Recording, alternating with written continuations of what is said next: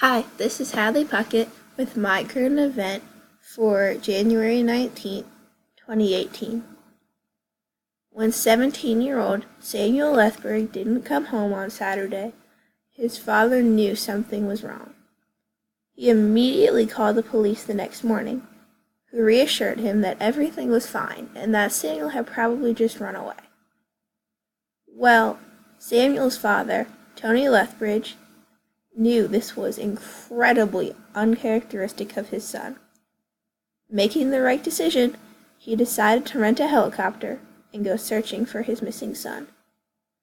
He then drove to the Skyline Aviation Group's office near Lake Macquarie in Australia, which is near his home. He soon hit a major snag, however. He couldn't afford to pay the full price of renting a helicopter for the morning. After hearing of his plight, the pilots decided to give Lethbridge a discount so he could go search for his missing son. About 15 minutes into the ride, Tony Lethbridge saw something in the bushes near his home. Samuel's car, hidden in the bushes.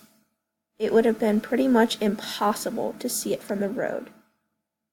Samuel had already been trapped in the car for over 30 hours once rescuers finally arrived. He's currently being treated for multiple fractures at the hospital, and his family is simply grateful he was found in time. To summarize, Samuel Lethbridge's dad became worried sick about him when he didn't return home one night. He decided to go rent a helicopter and look for his son himself, as the police assumed he'd run away. Within 15 minutes of boarding the helicopter, Tony Lethbridge spotted his son's car among the bushes.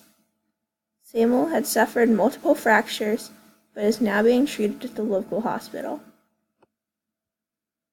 I got my current event from the goodnewsnetwork.org, and that's when they found him.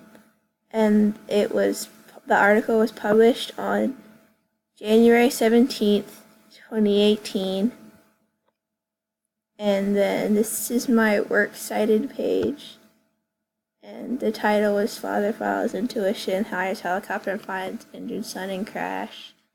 And it was from the web, and it was accessed on January 19th of 2018. So thanks for watching, I guess. And I'll see you later. Bye.